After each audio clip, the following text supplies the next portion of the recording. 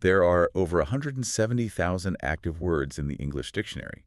But statistically, you only need exactly 30 of them to get through the bulk of a normal Tuesday. Right, yeah. Literally just 30. It sounds kind of crazy, right?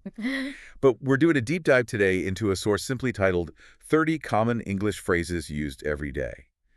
And it basically argues that zeroing in on high-frequency language is, well, the ultimate shortcut for a curious learner trying to navigate the world.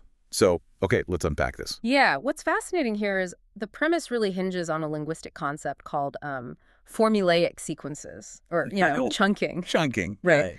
Exactly, because when you look at how people actually speak, we aren't pulling individual words from that massive mental dictionary and like stringing them together with complex grammar rules in real time. Yeah, that would take way too much brain power. Oh, far too much cognitive overhead. Think of the entire English language like a massive hardware store, right? Filled with thousands of specialized tools. Right.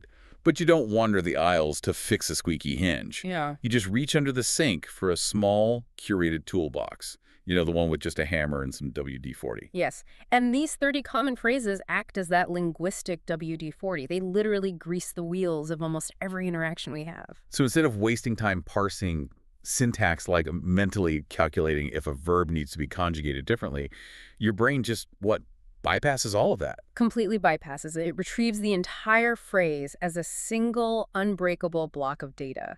It's the critical difference between lexical retrieval and syntactic processing. Okay, break that down for me. Lexical retrieval is the fast one. Yeah, lexical retrieval is fast. You grab a phrase like sounds good to me, or at the end of the day, you just pull it as a single item from memory. Got it. While syntactic processing would be building a completely original sentence from scratch. Right, which is slow and computationally heavy for your brain. I mean, I get the cognitive efficiency argument, and the toolbox analogy makes total sense. But honestly, boiling down human communication to just 30 phrases sounds a bit like, I don't know, a gimmick. How so?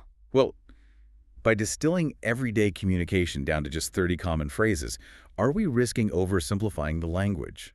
Like, you cannot negotiate a complex business contract or explain a nuanced emotional state using just the basics. Well, no, you can't. But look closely at the title of our source text. It explicitly emphasizes the words common and everyday. Right, every day. Yeah, the goal isn't achieving the vocabulary of a poet or, a litigator. Practical fluency is about managing those transitional moments of daily life. The transactional stuff. Exactly. Most of our interactions are highly transactional, like agreeing with a colleague in a meeting, acknowledging a piece of information, or just politely transitioning to a new topic. So it's basically the connective tissue between the complex thoughts. Yes, exactly. Connective tissue. Because if you're a learner trying to hold your own in a fast-paced environment, and you've got those 30 phrases locked in, you aren't burning energy panicking about how to casually agree with someone. You just deploy the phrase. Right, which means all your remaining mental bandwidth goes into listening.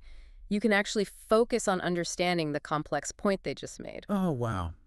That makes a lot of sense. It really flips the traditional script on learning, too, because traditional methods often prioritize, vocabulary breadth. Like memorizing endless lists of isolated nouns and verbs. We've all been there. Oh, for sure.